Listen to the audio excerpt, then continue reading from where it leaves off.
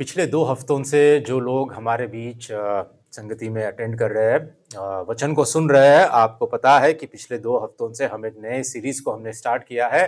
हो सकता है कि आप हमारे यूट्यूब के चैनल पर भी इन संदेशों को आप सुन रहे हैं, इस नए सीरीज को आप सुन रहे होंगे। मैं देख रहा हूं कि कई लोग व्यूअर्स बढ़ चुके हैं और इस संदेश को, इस सीरीज को बहुत सारे लोग सुन रहे हैं। और ये बात जो हम लोग शुरू की है, जैसा कि आप जानते हैं, पवित्र आत्मा को जानना। इस सीरीज में हम सबसे पहले हम लोगों ने इंट्रोडक्शन देखा था, जहां पर मैंने आपको कुछ बातें आपको बताई थी कि पवित्र आत्मा के विषय में। और हम लोगों ने पिछले हफ्ते, ठीक है, पिछले हफ्ते हम लोगों ने इस विषय पर हमने देखा था, पवित्र आत्मा कौन है, who is the Holy spirit. दो मुख्य बातों को मैंने आपके आगे रखा था पवित्र शास्त्र के आधार पर। पवित्र आत्मा कौन है, इस सवाल का जवाब देते हुए सबसे पहले मैंने बताया था पवित्र आत्मा परमेश्वर है, the Holy spirit is God. ठीक है, त्रित्व में पवित्र आत्मा एक व्यक्ति है। पिता, पुत्र और पवित्र आत्मा तीनों समान है अपने तत्व में, अपने सार में, अपनी योजना में, अपनी इच्छा में, अपनी सामर्थ्य में, अपने गुणों में। ठीक है, दे आर इक्वल, वो हमेशा से है। पवित्र आत्मा केवल एक शक्ति नहीं जो चिन्ह और चमत्कार और चंगाई करता है, वो केवल एक काल्पनिक शक्ति नहीं है, परंतु पवित्र आत्मा वास्तव में खुद परमेश्वर है। और दूसरी बात मैंने आपको यह भी बताया था कि पवित्र आत्मा एक व्यक्ति है। भले ही वो त्रिएकता में एक व्यक्ति, त्रिएकता का एक व्यक्ति है जो खुद परमेश्वर है, इसके साथ साथ हमको ये जानना भी जरूरी है कि वह एक व्यक्ति है। ठीक है, जो हमारे समीप है, जो हमारे अंदर भी वास करता है। ठीक है, और मैंने आपको यह बताया था क्योंकि ये सच्चाई बाइबल के बुनियादी बातों पर टिकी हुई है कि पवित्र आत्मा परमेश्वर है और पवित्र आत्मा एक व्यक्ति है। तो हमें क्या करना चाहिए, मैंने आपको कुछ बातें बताई थी, जिसमें से पवित्र आत्मा का परमेश्वर के रूप में हमें उसकी आराधना करनी चाहिए, और एक व्यक्ति के रूप में पवित्र आत्मा के साथ संबंध बनाने की कोशिश करनी चाहिए, और साथ ही साथ पवित्र आत्मा से परमेश्वर के रूप में प्रार्थना भी करनी चाहिए। जैसे कि हम पिता से प्रार्थना करते हैं, पुत्र से भी प्रार्थना करते हैं, इसमें कोई गलत बात नहीं है कि हम यदि पवित्र आत्मा से भी प्रार्थना करें तो वो सुनेगा। ठीक है, क्योंकि पिता, पुत्र, पवित्र आत्मा तीनों एक है, हम एक ही परमेश्वर से हम प्रार्थना कर रहे हैं। ठीक है, हम आगे बढ़ते हैं और आज के दिन हम एक बहुत ही महत्वपूर्ण बात को हम देखने वाले हैं, महत्वपूर्ण विषय को हम देखने वाले हैं। कृपया ध्यान देकर सुनिए, आपका मन यहां वहां भटकने मत दीजिए। और ये बड़ा महत्वपूर्ण सवाल है। सवाल यह है हमारे आगे, और आज का टॉपिक यह है कि हम पवित्र आत्मा को कैसे प्राप्त करते हैं। How do we receive the Holy Spirit. ठीक है, पवित्र आत्मा को हम कैसे प्राप्त करते हैं। अगर इसी प्रश्न को हम 10 प्रचारकों से या 10 विश्वासियों से पूछे तो पता है आपको 10 भिन्न भिन्न प्रकार के जवाब आपको मिलेंगे। कोई कुछ कहेगा और कोई कुछ कहेगा। गारंटी है, आप जाकर आप टेस्ट कर लीजिए, आप जाकर आप किसी से भी पूछ लीजिए, 10 लोगों से आप पूछिए, 10 प्रचारकों से या 10 विश्वासियों से आप पूछिए, आपको भिन्न भिन्न प्रकार के जवाब मिलेंगे। लेकिन बाइबल हमको क्या सिखाती है, यह हमारे लिए बहुत जरूरी है। कुछ लोग कहते हैं, ठीक है, कुछ लोग कहते हैं, उदाहरण के लिए जब आप अन्य भाषाओं में बात करते हैं तभी आपको पवित्र आत्मा प्राप्त होता है। अगर आप अन्य भाषा में बात नहीं करोगे तो इसका मतलब है आपको पवित्र आत्मा कभी मिला ही नहीं है, आपको पवित्र आत्मा कभी आपको प्राप्त नहीं हुआ है। और कुछ लोग कहते हैं जब कोई एक अभिषिक्त जन या परमेश्वर का एक अभिषिक्त दास, एक अनॉइंटेड प्रीचर आपके सर के ऊपर हाथ रखकर जब प्रार्थना करता है, तभी आप पवित्र आत्मा को पाते हैं। मतलब ये जरूरी है कि जब तक कोई अभिषिक्त परमेश्वर का दास आपके ऊपर प्रार्थना ना करे हाथ रखकर, तब तक आप पवित्र आत्मा को नहीं पाते। अगर आप और थोड़े लोगों से पूछते हैं कैसे आप पवित्र आत्मा को पाते हैं, तो थोड़े लोगों का ये भी जवाब होता है कि आपको उन लोगों के बीच में होना चाहिए, उन लोगों के बीच में संगति करनी चाहिए जो लोग परमेश्वर की उपस्थिति का अनुभव कर रहे होते उस समय। और जब परमेश्वर की उपस्थिति का अनुभव कर रहे होते तो वहां पर परमेश्वर का आत्मा उतर आता है और वहां पर आप महसूस करोगे कि वहां पर परमेश्वर का या पवित्र आत्मा का अनॉइंटिंग है, पवित्र आत्मा का अभिषेक है, पवित्र आत्मा का सामर्थ्य है, और वहां पर आप पवित्र आत्मा को पालोगे। मतलब जरूरी है कि कोई मीटिंग में जाना है, कोई ऐसी सभा में आपको जाना है और ऐसे लोगों के साथ रहना है। मतलब अकेले में रहने से पवित्र आत्मा आपको नहीं मिलेगा, है ना। ऐसे लोगों के साथ आपको रहना है जो परमेश्वर की उपस्थिति का अनुभव हमेशा करते रहते हैं। या कुछ लोगों का ऐसा भी कहना है कि आपको एक ऐसी कलीसिया, एक ऐसे चर्च को जाना है, एक ऐसे सही चर्च को जाना है जहां पर पवित्र आत्मा आपको मिलेगा।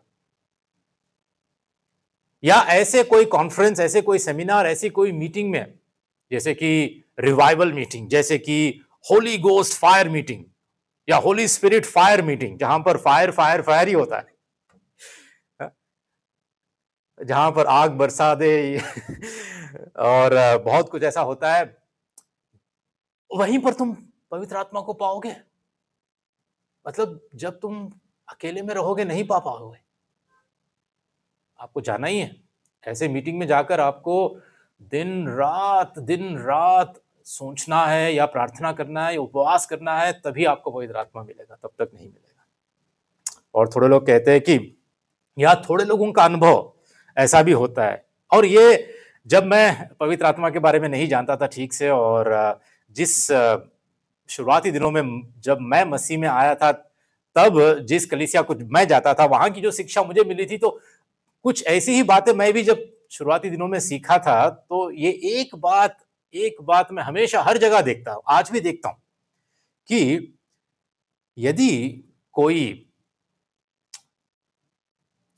गाना या संगीत या म्यूजिक, ठीक है, चाहे वो ड्रम हो या चाहे और कुछ भी म्यूजिकल इंस्ट्रूमेंट्स क्यों ना हो, जब लोग इतने भावुक होकर, इमोशनल होकर इन गीतों को गाने लगते हैं, उनके बीच में से कुछ लोग जोर जोर से अगर ताली भी बजा दे या चिल्ला दे, चीखे और हालेलुया कह के जोरों से आवाज करे, मतलब तुरंत वहां पर पवित्र आत्मा आ गया है और पवित्र आत्मा आपको आप अनुभव कर पाओगे। थोड़े लोगों का कहने का यही मतलब होता है कि जब तक आप ऐसी सभा में नहीं जाओगे जहां पर म्यूजिक, संगीत और ऐसे गाने जो आपके मन को छू जाते हैं या आपको इतने भावुक कर देते हैं, आपको इतने इमोशनल कर देते हैं, और आपको एहसास होगा, वाह, सच में यहां पर पवित्र आत्मा है, सच में यहां पर पवित्र आत्मा है, तो अकेले में नहीं होगा क्या? उसी गानों को, वही गाने को अगर आप अकेले में गाते हो तो आपको एहसास नहीं होगा क्या? देखिए, इसलिए कह रहा हूं मैं, इस प्रश्न के बारे में हमको इतने इतने इतने भिन्न भिन्न प्रकार की शिक्षाएं, भिन्न भिन्न प्रकार के जवाब हमको मिल सकते हैं, क्योंकि हर किसी का अपना जो अनुभव होता है ना, वो दूसरों को बताएगा कि यही अनुभव सही है और यही अनुभव पवित्र आत्मा को पाने का चिन्ह है। पवित्र आत्मा को पाने का, पवित्र आत्मा को प्राप्त करने का यही एक प्रमाण है। लोग ऐसा ही कहते हैं। इसलिए हमारे लिए बहुत जरूरी हो जाता है कि वचन क्या कहता है, वचन में क्या लिखा है, वचन से परे, वचन के बाहर क्या हम देख रहे हैं, और जो अनुभव हमको हो रहा है या जिन बातों को हम देख रहे हैं, वही हमारा आधार है पवित्र आत्मा को प्राप्त करने का। यह हमारे लिए जरूरी बन जाता है। क्यों मैं कह रहा हूं कि एक दिन क्या हुआ पता है, एक पास्टर जी हमारे धर्मेंद्र भाई है ना, इनके डॉर्मेट्री पहुंच गए और वहां पर धर्मेंद्र से पूछने लगे कि क्या तुमने पवित्र आत्मा को पाया है। धर्मेंद्र ने कहा कि हाँ मैंने पाया है। उन्होंने कहा मुझे नहीं लगता कि तुमने पाया है। क्यों? क्योंकि तुम तो अन्य भाषा में बात नहीं करते हो। तो फिर धर्मेंद्र ने कहा कि नहीं ऐसी कोई बात नहीं है, मैं जानता हूं मैं पवित्र आत्मा को पाया हूं। लेकिन उनको भरोसा नहीं हुआ। फिर उन्होंने कहा कि आओ इधर आओ, यहाँ पे खड़े हो जाओ, अब अपने हाथ ऊपर उठाओ, अपने हाथे ऊपर उठा के अब मैं जो बोलूंगा वो मेरे पीछे बोलते रहो, बोलते रहो। हाँ, परमेश्वर की स्तुति करते रहो, जोर जोर से बोलो, हालेलुया हालेलुया हालेलुया, रिपीट करते रहो। और उसके बाद शारा बाबा बरा रा बाबा, अब जो भी मैं बोलूंगा मेरे पीछे अन्य भाषा बोलते रहो, बोलते रहो। आपकी जीभ खुल जाएगी, परमेश्वर आपको अभिषेक करेगा, परमेश्वर आपको आत्मा से भर देगा। अभी अभी अभी आजा आजा आजा आजा, पवित्र आत्मा आजा आजा। ऐसे ना थोड़ी देर तक बहुत हुआ है, होते गया। उसके बाद फिर धर्मेंद्र के हाथ दुखने लगे धर्मेंद्र के हाथ दुखने लगे, वो अब ढीला पड़ गया और सोचने लगा कि मैं क्या करूं अभी और फिर उन्होंने कहा कि आप पा लिया पवित्र आत्मा को। धर्मेंद्र ने कहा नहीं, मैंने अभी तक तो नहीं पाया। फिर बोलने लगे नहीं, आप जरूर पाओगे, आप ऐसे ही करते रहो, अपने रूम पर वापस जाओ, घुटने टेको और परमेश्वर से ऐसे ही प्रार्थना करो और बोलते रहो, बोलते रहो। पता है, ऐसा ही कई लोग आज मसीहत में पवित्र आत्मा के विषय में इस रीति से, हो सकता है कि वो खुद नहीं जानते या उनको ऐसी शिक्षा मिली, वो ही इस शिक्षा कभी पाया नहीं है, या पवित्र आत्मा के बारे में ढंग से उन्होंने कभी जाना ही नहीं है, या सिर्फ भावुक होकर अपनी भावनाओं को ही, अपने अनुभव को ही आगे रखकर कहते हैं कि यही पवित्र आत्मा है।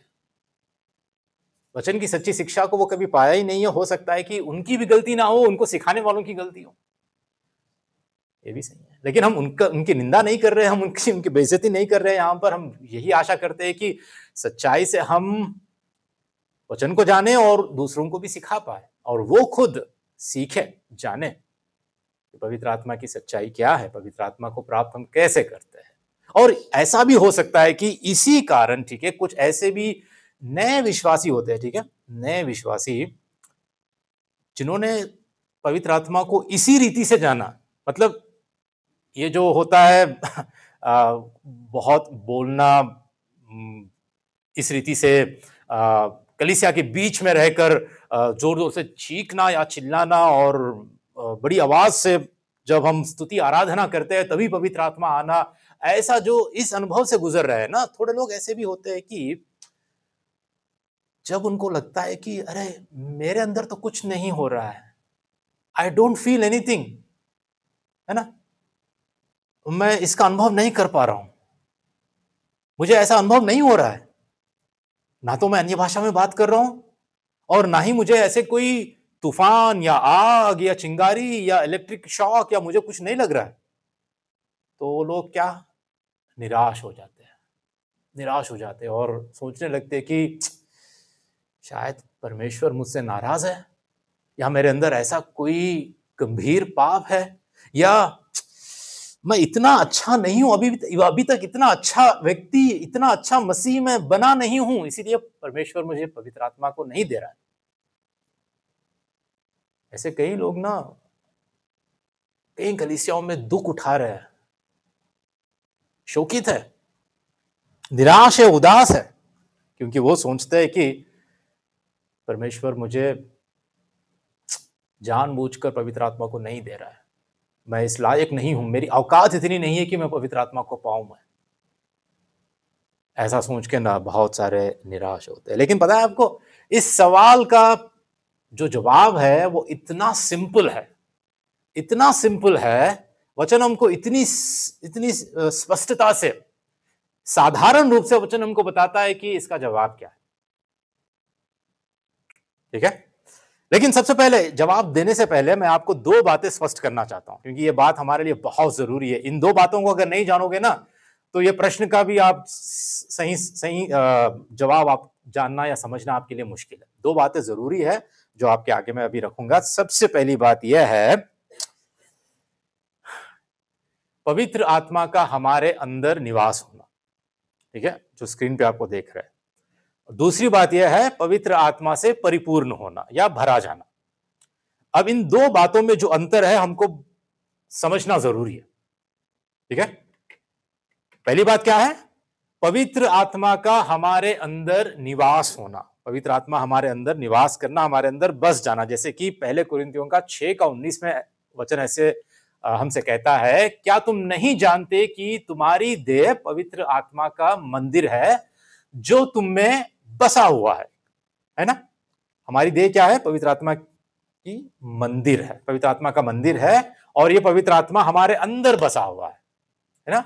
और तुम्हें परमेश्वर की ओर से मिला है और तुम अपने नहीं हो। समझ में आ रही बात आपको? एक पहली बात कि पवित्र आत्मा का हमारे अंदर निवास करना या निवास होना, हमारे अंदर बसे रहना, ठीक है। और दूसरी बात है पवित्र आत्मा से परिपूर्ण होना या भरा जाना। जैसा कि इफिसियों के 5:18 में ये एक आदेश है, एक आज्ञा है हमारे लिए। वचन ऐसा कहता है कि और दाखरस से मतवाले ना बनो क्योंकि इससे लुचपन होता है, पर पवित्र आत्मा से परिपूर्ण होते जाओ, है ना। ये एक आदेश है। वचन हमसे ऐसा कहता है, ऐसा आज्ञा देता है कि पवित्र आत्मा से परिपूर्ण होते जाओ। मतलब ये एक प्रोसेस, एक प्रक्रिया है जो कंटिन्यू होते रहती है, ये एक बार की नहीं है। लेकिन जो ऊपर वाला जो पहला है वो एक बार का है, वंस फॉर ऑल, ठीक है। एक बार होने की घटना है, एक बार का ही सवाल है वो। पवित्र आत्मा हमारे अंदर बसना, हमारे अंदर निवास करना, हमारे अंदर आना, ठीक है। ये एक बार की घटना है, जो पहली बात है जो यहां पर आप देख रहे हैं। और दूसरी बात जो मैं कर रहा हूं यहां पर, वो पवित्र आत्मा से परिपूर्ण होना या भरा जाना, ठीक है। आज हम ये दूसरी बात के विषय में हम लोग चर्चा नहीं कर रहे हैं, ठीक है। आज हम सिर्फ पहली बात, जो पवित्र आत्मा का हमारे अंदर निवास होना, जहां पर हम पवित्र आत्मा का मंदिर बन जाते हैं हम लोग, जो पवित्र आत्मा हमको परमेश्वर से मिला है, ठीक है, हम उसकी बात कर रहे हैं। हम दूसरे प्रश्न को, हम ये दूसरी जो बात है पवित्र आत्मा से परिपूर्ण होना, ये हम आने वाले सेशंस में हम देखने वाले हैं। तो इसी कारण अगर मैं जो प्रश्न हमारे आगे है उसको और थोड़ा अच्छी तरह उसको मैं आपके आगे रखूं, तो प्रश्न हमारा ऐसा हो सकता है कि हम पवित्र आत्मा के निवास को कैसे प्राप्त करते हैं, ठीक है। पवित्र आत्मा के निवास को, हमारे अंदर पवित्र आत्मा के निवास, जब हम पवित्र आत्मा का मंदिर बन जाते हैं, पवित्र आत्मा हमारे अंदर बसता है ना, ये जो निवास पवित्र आत्मा का होता है, इसको हम कैसे प्राप्त करते हैं। तो सवाल अगर इस रीति से अगर मैं आपके आगे रखूं तो यह बेहतर होगा कि हम पवित्र आत्मा के निवास को कैसे प्राप्त करते हैं। और उसका सबसे साधारण आंसर पता है वो क्या है? जैसा कि आगे चल के मैं आपको वचन के आधार पर बताऊंगा, उसका सबसे सिंपल आंसर, साधारण आंसर यही है कि यीशु मसीह के सुसमाचार पर विश्वास करके। थोड़ा अजीब लग रहा है आपको भैया? बस इतना ही, इतना सिंपल, कोई ड्रामा नहीं है, कोई चिन्ह चमत्कार या कोई चीखना चिल्लाना कुछ नहीं है, क्या हमको कुछ उछलना कूदना भी नहीं है, इतना सिंपल आंसर। यीशु मसीह के सुसमाचार पर विश्वास करने के द्वारा हम पवित्र आत्मा के निवास को हमारे अंदर प्राप्त करते हैं।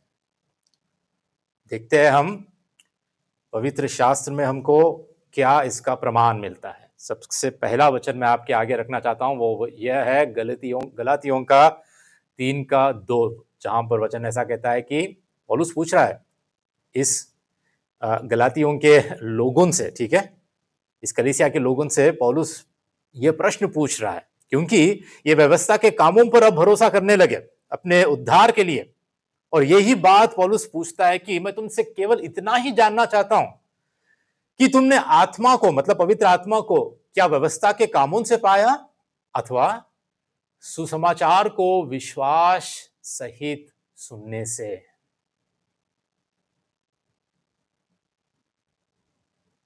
बात स्पष्ट है यहां से। कैसे पवित्र आत्मा को पाया? पौलुस पूछ रहा है, क्या व्यवस्था के कामों से या सुसमाचार, क्या सुसमाचार को विश्वास सहित सुनने से? बात समझ में आ रही है आपको? हम कैसे पाते हैं पवित्र आत्मा को? सुसमाचार को विश्वास सहित सुनने से। ये मैं नहीं कह रहा हूं, वचन कह रहा है, परमेश्वर का वचन कह रहा है ना? और एक वचन को आपको मैं दिखाना चाहता हूं जिससे और भी आपको स्पष्ट रूप से समझ में आ जाएगा।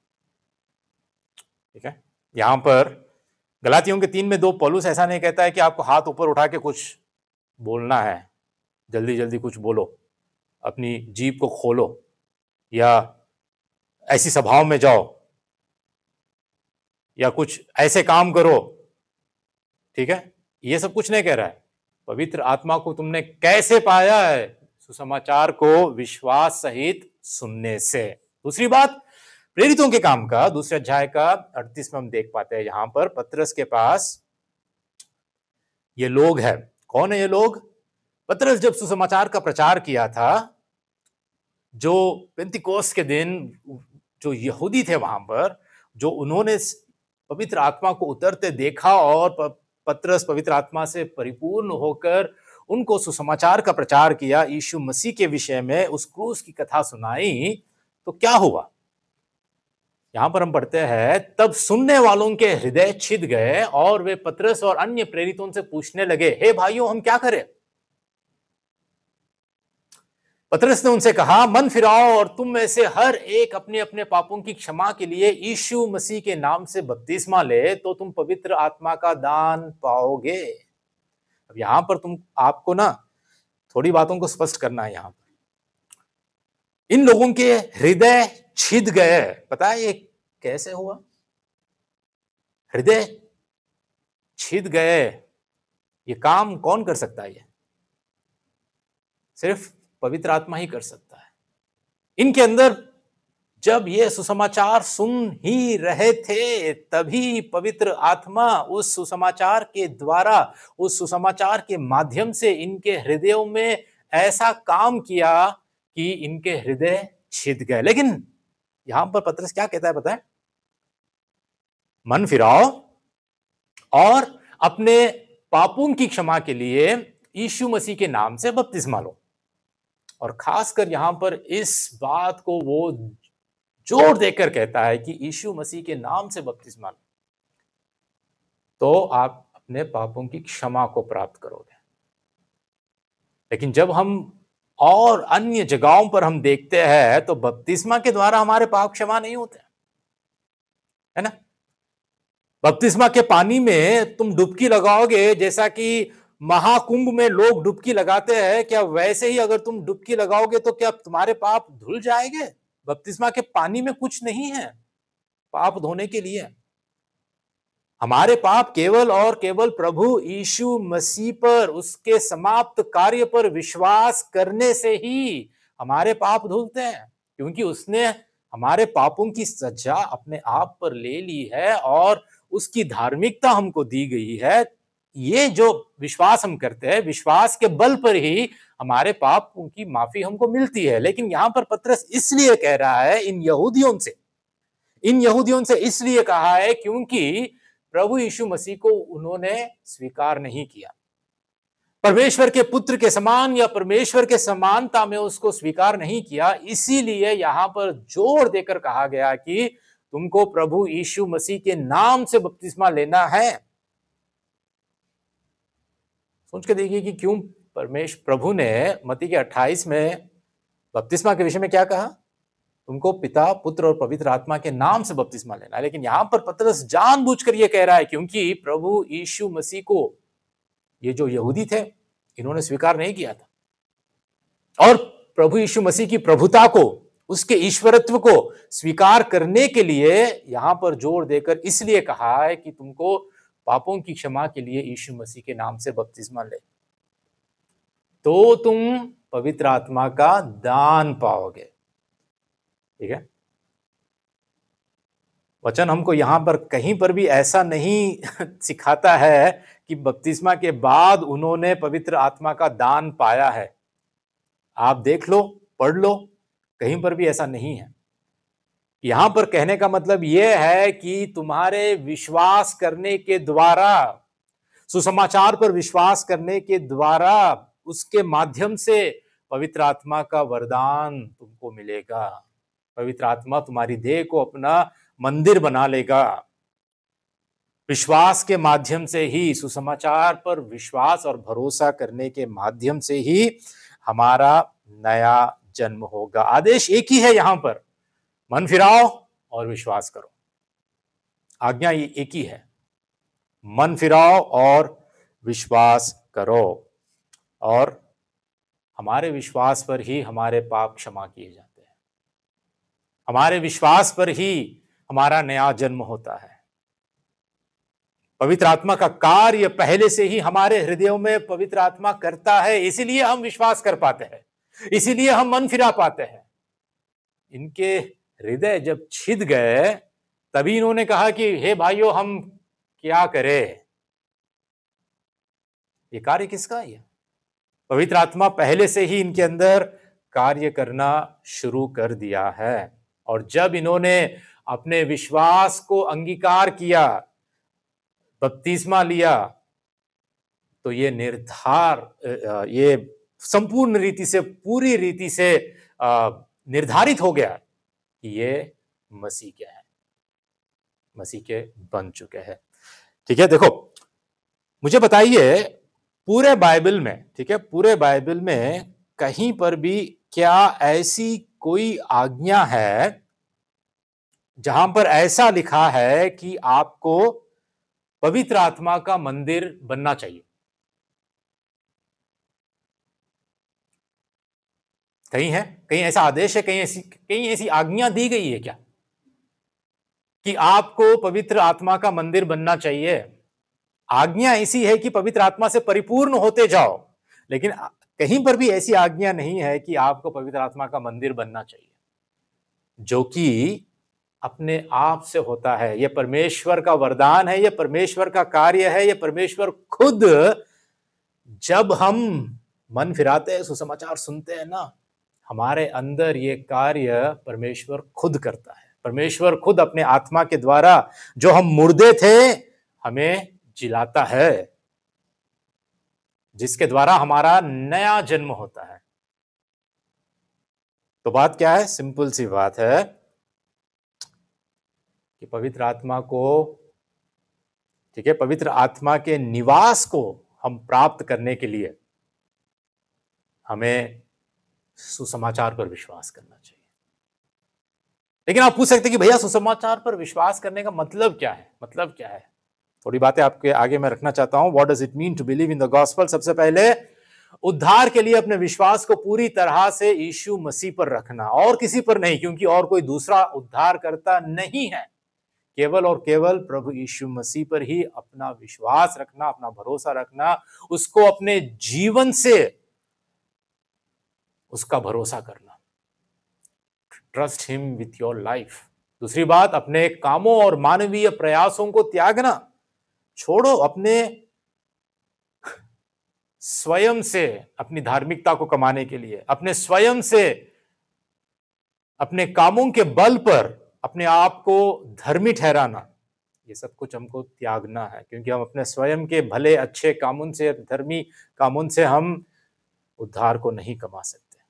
तीसरी बात, अपने पापों का पश्चाताप करना। पश्चाताप करने का मतलब क्या है? मन फिराने का मतलब क्या है? मैंने पिछली बार आपको बताया था। और फिर अंत में पृथ्वी पर और अनंत काल में विनाश के जीवन से आपको बचाने की उसकी पूर्ण क्षमता का आनंद उठाना। जब आप मसीह में होते हो तो क्या आप मसीह के कारण संपूर्ण रीति से उसी में तृप्त रहते हो, उसी में आनंदित रहते हो, या फिर आपकी जो खुशी, आपका जो आनंद और किसी में तुम ढूंढते हो। अगर आप सच में उद्धार पाए हो, प्रभु यीशु मसीह के आप बन चुके हो, तो आप हमेशा यही कहोगे, प्रभु जी तू काफी है मेरे लिए। जो तूने मेरे लिए किया है, तेरा प्रेम, तेरा त्याग, तेरा उद्धार, तेरा समाप्त कार्य जो तूने किया है, वो मेरे लिए काफी है, मेरे उद्धार के लिए काफी है। और उसी में मैं आनंदित हूं, उसी में मैं खुश हूं, उसी में मैं आनंद उठाता हूं। मैं यह है सुसमाचार पे विश्वास करना। देखिए, पवित्र आत्मा आपके जीवन में भावनाओं के माध्यम से नहीं, ठीक है, ध्यान से सुनिए, पवित्र आत्मा आपके जीवन में भावनाओं के माध्यम से नहीं, बल्कि विश्वास के माध्यम से प्रवेश करता है। फीलिंग से नहीं, फीलिंग्स तो आती है जाती है, लेकिन विश्वास, हमारे विश्वास के माध्यम से ही पवित्र आत्मा हमारे अंदर प्रवेश करता है। भावनाएं निस्संदेह विश्वास का एक प्रतिफल है। मैं ये नहीं कह रहा हूं कि भावनाएं नहीं होती है, ये विश्वास का एक प्रतिफल है, लेकिन विश्वास ही हमारा आधार है और कुछ नहीं है। आप सोच सकते हैं कि भैया क्या इतना सिंपल है? पवित्र आत्मा का निवास हमारे अंदर प्राप्त करना क्या इतनी सिंपल बात है? लेकिन पता है, सच यही है। आप जितना भी छानबीन कर लो, सच यही है। लेकिन हमको लगता है ना, क्योंकि हमको आदत हो चुकी है, हम विश्वास नहीं करते जब तक कुछ कुछ ऐसा कोई बड़ी घटना नहीं होती है, कुछ भावनात्मक या कुछ ऐसे सेंसेशनल फीलिंग्स नहीं होते हैं ना, या रोंगटे खड़े करने वाले कुछ ऐसी फीलिंग हमको नहीं आती है ना, तब तक हमको एहसास नहीं होता है, तब तक हमको ये लगता नहीं है कि हमने पवित्र आत्मा को पाया है। लेकिन बात बहुत सिंपल है। पवित्र आत्मा का हमारे अंदर निवास को हम प्राप्त करने में बात यही है, और यही सबसे बड़ा प्रमाण भी है हमारे जीवन में, ठीक है। इसलिए हमारा आत्मविश्वास कभी भी डगमगाना नहीं चाहिए।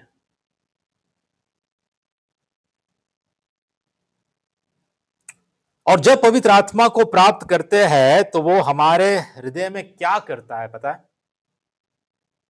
कैसे ये कार्य पवित्र आत्मा करता है, कैसे हमारे अंदर निवास करने से पहले, हमारे अंदर बसने से पहले पवित्र आत्मा का कार्य क्या होता है, इन बातों को हमें जानना जरूरी है, क्योंकि प्रभु यीशु मसीह खुद इन बातों के बारे में हमसे उन्होंने कहा। देखिए, दुनिया में हर व्यक्ति जिसको पवित्र आत्मा के द्वारा प्रभावित किया जाता है, उसमें 3 तरीकों से पवित्र आत्मा काम करता है, ठीक है। पवित्र आत्मा का सामना कह सकते हैं हम, ठीक है।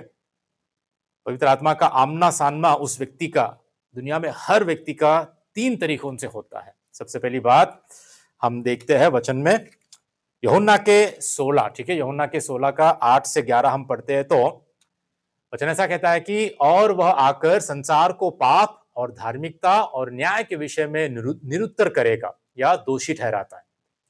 पाप के विषय में इसलिए कि वे मुझ पर विश्वास नहीं करते, और धार्मिकता के विषय में इसलिए कि मैं पिता के पास जाता हूं और तुम मुझे फिर ना देखोगे। न्याय के विषय में इसलिए कि संसार का सरदार दोषी ठहराया गया है। तो यहां पर क्या है? 3 बातें यहां पर मुख्य बातें हम देख पाते हैं कि किस रीति से पवित्र आत्मा हमारे अंदर कार्य करता है। How do we encounter the Holy Spirit? उसका सामना, पवित्र आत्मा का सामना किस रीति से हमारे जीवन में होता है, ठीक है। सबसे पहली बात यहां पे क्या है? वो आकर संसार को पाप के विषय में निरुत्तर करेगा, ठीक है। वह पाप के विषय में संसार को दोषी ठहराता है। संसार मतलब कौन? हम, ठीक है। हर पापी, हर व्यक्ति हम है, जिसको क्या करता है पवित्र आत्मा? सबसे पहली बात, किस विषय में? पाप के विषय में, ठीक है। सबसे पहली बात, पाप के विषय में संसार को दोषी ठहराता है। यहां पर जब दोषी ठहराता है, इसका मतलब ये नहीं है कि जैसा कि एक मुजरिम को अरेस्ट किया जाता है कोर्ट में ले जाता है और फिर जज साहब उसको दोषी करार करते हैं ना, दोषी ठहराते हैं, उसको सजा सुनाते हैं। वो बात नहीं हो रही है यहां पर, ठीक है, वो बात नहीं हो रही है। यहां पर दोषी ठहराता है मतलब एहसास दिलाता है, ठीक है, या मनाता है। एहसास दिलाना या मनाना अलग होता है। उस सेंस में या उस अर्थ में यहां पर दोषी ठहराता है। बात को यहां पर हमें समझना जरूरी है। तो क्या हो रहा है यहां पर पाप के विषय में, इसलिए कि वे यीशु पर विश्वास नहीं करते। पाप के विषय में उनको दोषी इसलिए ठहराता है कि वे यीशु पर विश्वास नहीं करते। देखिए, अगर कोई मसीही भी ना हो, कोई भी व्यक्ति क्यों ना हो, पवित्र आत्मा उसको अपने पापों के लिए एहसास दिलाता है। वो एहसास दिलाता है कि तुम पापी हो, तुमने परमेश्वर के विरोध में पाप किया है। उसको कन्विक्ट करता है, कन्विक्शन जिसको हम कहते हैं ना, पवित्र आत्मा उसको एहसास दिलाता है। और मुख्य बात इस विषय में कि वह यीशु मसीह पर विश्वास नहीं करता, इस बात पर उसको एहसास दिलाता है। और जब यह काम होता है ना, यह निस्संदेह उन लोगों के लिए एक खुशी का एक ऐसा बड़ा क्षण या ऐसा एक ऐसी क्या कहते हैं कि बड़ी घटना उनके लिए होती है, जो इस पवित्र आत्मा के एहसास को वो महसूस कर पाते हैं।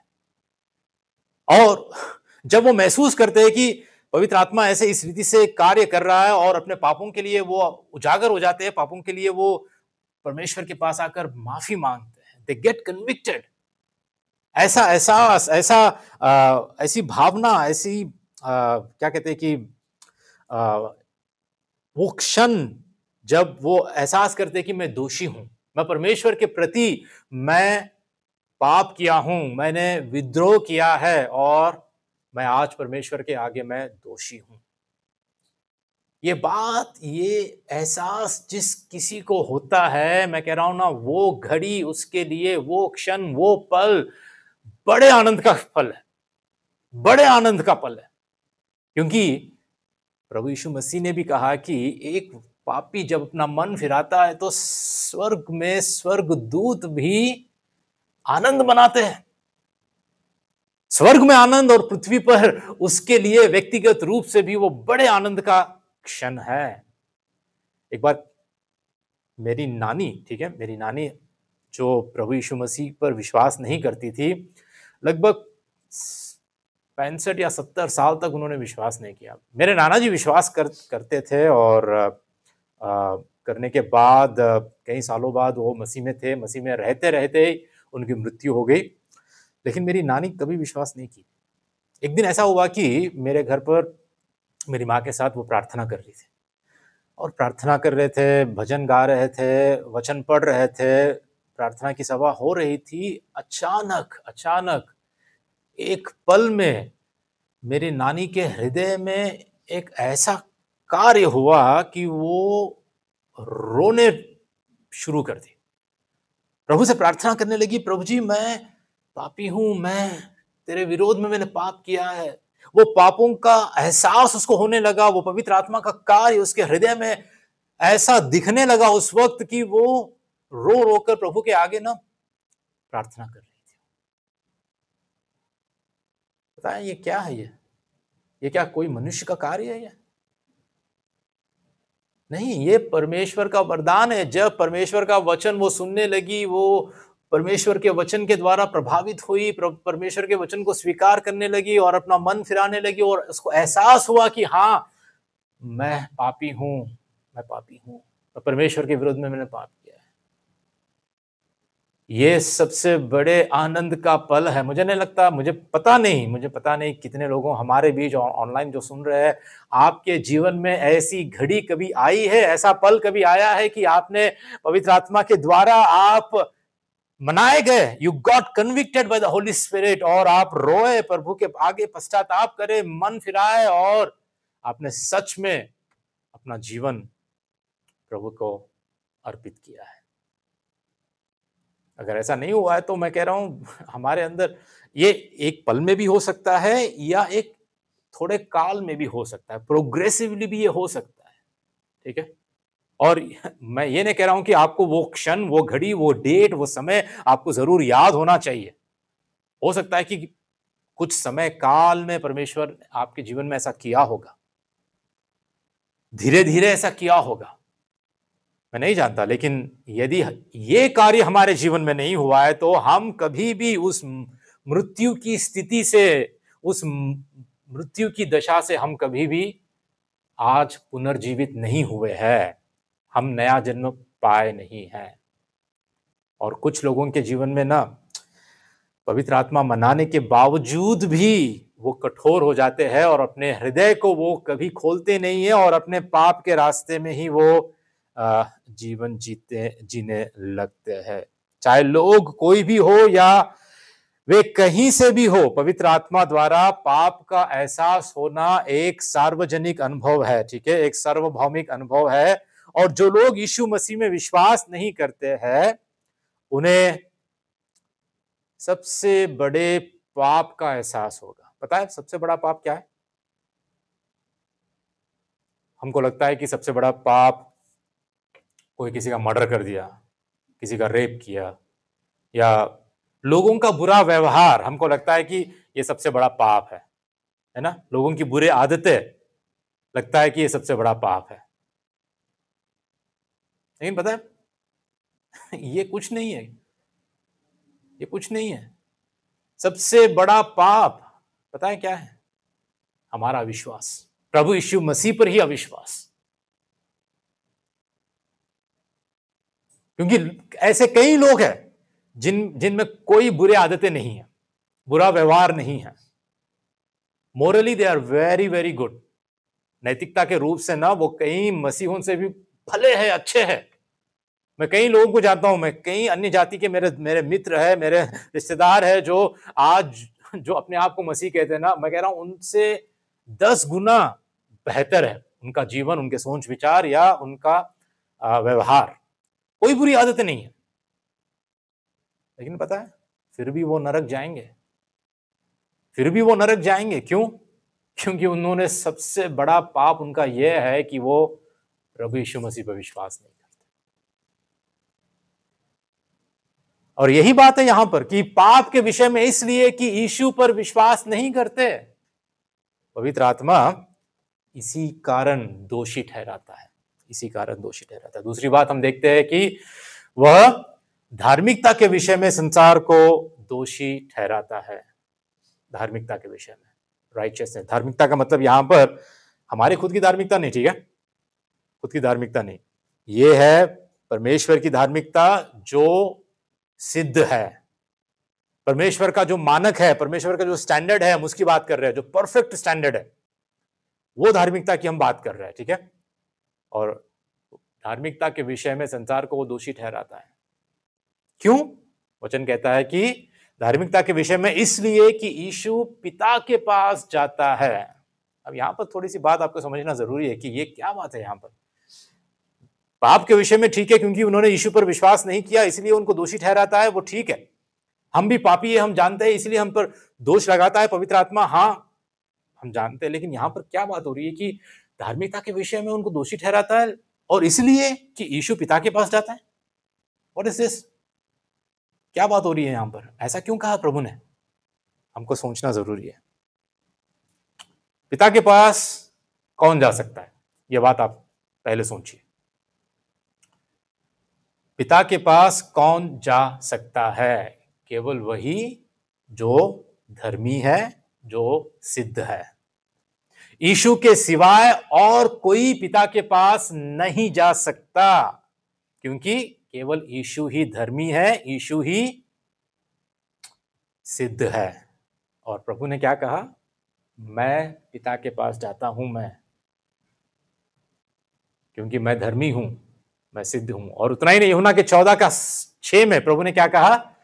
मार्ग, सत्य और जीवन मैं ही हूं और मेरे सिवाय कोई पिता के पास नहीं पहुंच सकता, है ना। पिता के पास पहुंचने के लिए रास्ता कौन है? केवल यीशु है। तो जब यीशु कहता है कि मैं पिता के पास जाता हूं, तो वो ये कह रहा है कि देखो, मैं धर्मी, मैं सिद्ध हूं, मैं पिता के पास जा रहा हूं। तो इसलिए आपको क्या करना है? मुझ पर विश्वास करना है। धार्मिकता को देने वाला कौन है? मैं हूं। यीशु पर विश्वास करने से ही हमको धार्मिकता प्राप्त होती है। यीशु का पिता के पास जाना, इसका मतलब है कि वह वास्तव में धर्मी और परिपूर्ण या सिद्ध था, और हम नहीं हैं। तो पवित्र आत्मा सभी लोगों को इस वास्तविकता का एहसास कराता है और उन्हें यह पूछने के लिए प्रेरित करता है, सबसे पहली बात, कि क्या मेरे पास ऐसी धार्मिकता है जो मेरे अच्छे कामों से परे है? क्या मैं एक सिद्ध धार्मिकता से ढका हुआ हूं? क्योंकि मैं अपने पापों का प्रायश्चित करने के लिए कभी भी सिद्ध नहीं हो सकता। यदि कोई भी पिता के सामने तब तक नहीं आ सकता जब तक कि वह धर्मी ना हो, तो क्या मुझे मसीह में विश्वास है कि मुझे धर्मी माना जाए? पवित्र आत्मा हमको इस विषय में दोषी ठहराता है या एहसास दिलाता है कि भैया तुम धर्मी नहीं बन सकते। केवल यीशु धर्मी है, केवल यीशु सिद्ध है, क्योंकि वो पिता के पास जाता है। इसलिए क्या आपको यीशु पर भरोसा है? क्या आप अपनी धार्मिकता पर विश्वास करते हो, या यीशु मसीह के द्वारा जो धार्मिकता हमको दी गई और हम उसके द्वारा ढके गए हैं, क्या उस पर विश्वास करते हो? तीसरी और आखिरी बात यह है कि वह न्याय के विषय में संसार को दोषी ठहराता है। न्याय के विषय में संसार को दोषी ठहराता है। और क्यों? न्याय के विषय में इसलिए कि संसार का सरदार या शैतान दोषी ठहराया गया है।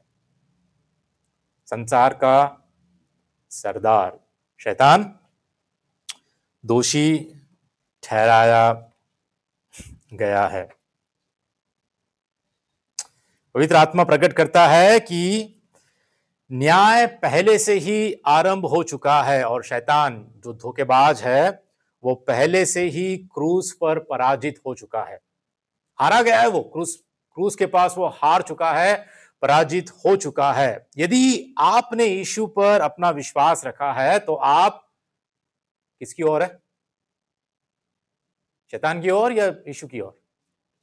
जीत की ओर, यीशु की ओर। शैतान हार चुका है, शैतान पराजित हो चुका है, उसका न्याय हो चुका है।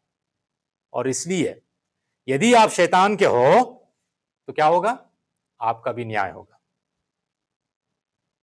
पवित्र आत्मा यही आपको एहसास दिलाता है, यही मनाता है, इसी विषय में आपको कन्विक्ट करता है कि आपके विषय में भी न्याय होने वाला है, आने वाला है। परमेश्वर का न्याय आपके ऊपर आने वाला है। इसका मतलब यह है कि पवित्र आत्मा उन सभी लोगों पर परमेश्वर के आने वाले न्याय के बारे में उनके हृदयों को एहसास कराता है जो मसीह को अस्वीकार करते हैं और अपने पाप का पश्चाताप नहीं करते हैं। ठीक है? लेकिन पता है, जो विश्वास करते हैं उनके लिए रोमियों का 8:1, रूत एक बार पढ़ना, रोमियों का 8:1 क्या कहता है देखो। जो विश्वास करते हैं उनके लिए कितनी अच्छी बात वहां पर लिखी गई है। यहां पर शैतान का न्याय हो चुका है और शैतान को जो फॉलो करते हैं, जो प्रभु यीशु मसीह को स्वीकार नहीं करते हैं, उनका भी न्याय होने वाला है। लेकिन जो विश्वास करते हैं उनके लिए रोमियों का 8:1 क्या कहता है वहां पर?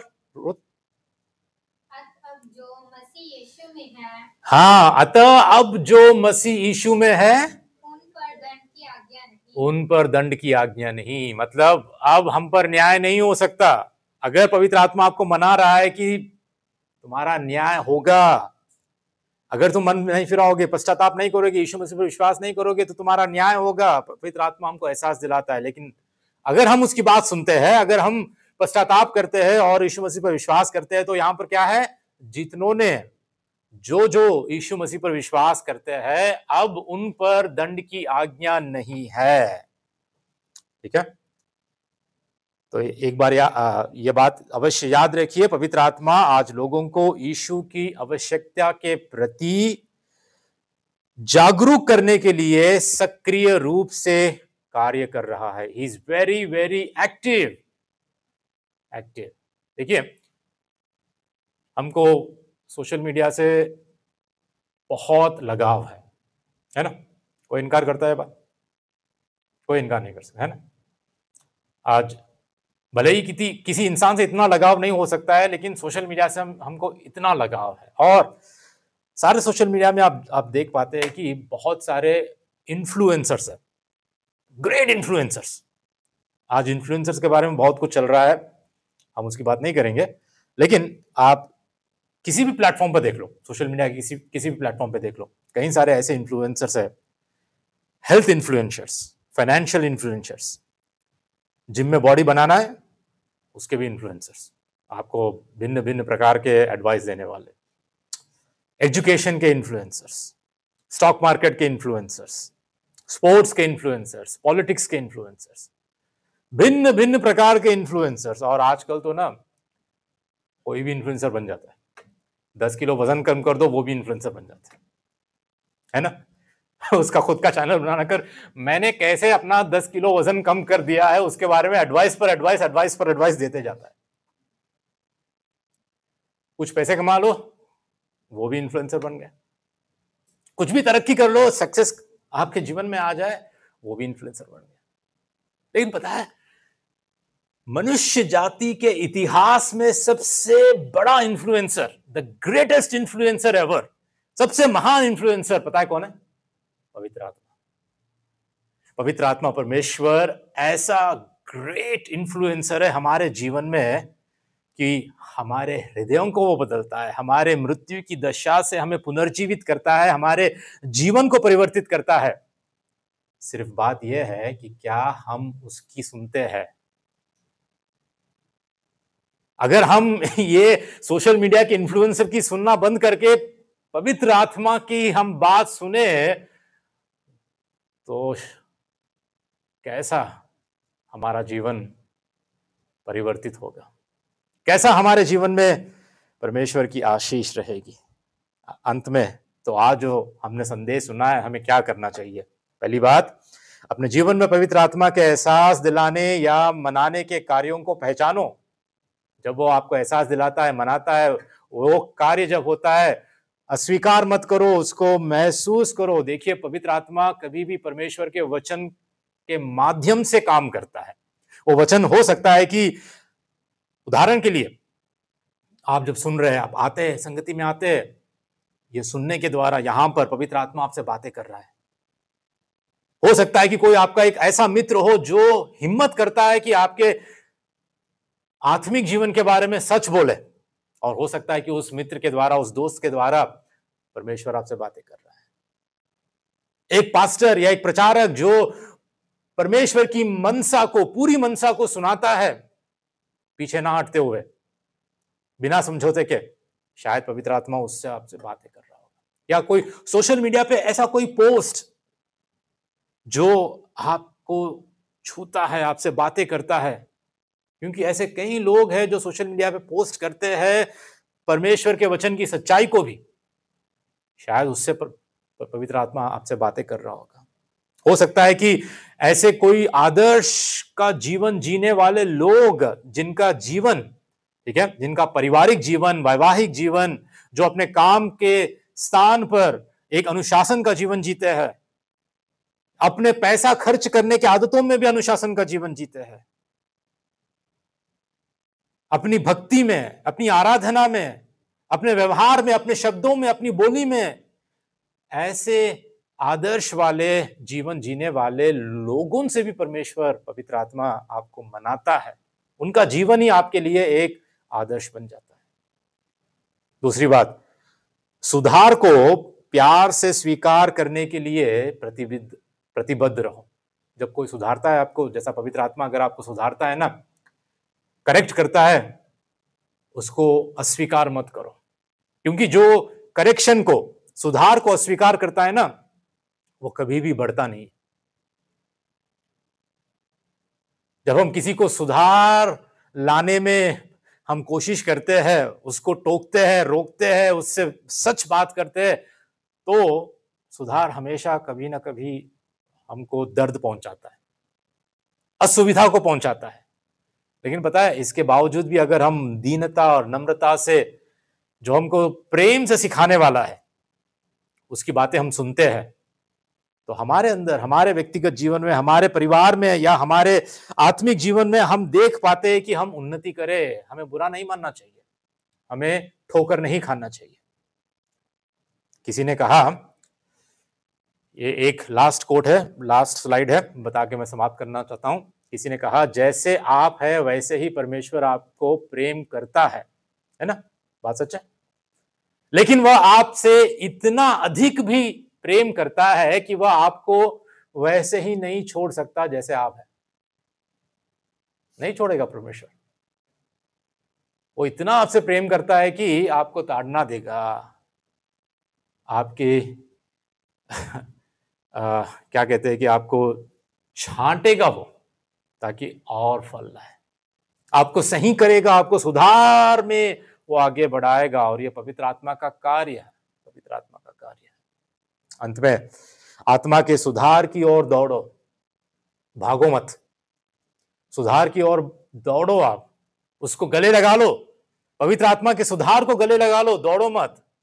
कुछ लोग होते हैं, जब कभी अगर सुधार की बात करते हैं, सिखाने की बात करते हैं, तुरंत फोन बंद कर देते हैं, कांटेक्ट बंद कर देते हैं, मैसेज नहीं कर देते, ब्लॉक कर देते हैं, कुछ नहीं, कांटेक्ट पूरी तरह मतलब भाग जाते हैं, उन लोगों से भाग ही जाते हैं, संगति छोड़ देते हैं।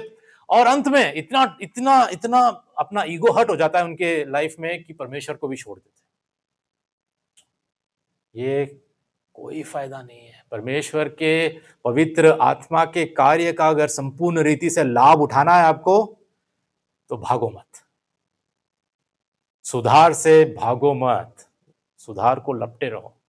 मैं कह रहा हूं आपकी भलाई है इसमें, इतनी भलाई होगी आपकी, आपकी व्यक्तिगत जीवन में आप इतना आशीष पाओगे सुधार से। परमेश्वर हमारी मदद करे। चलिए अब प्रार्थना करके समाप्त करें।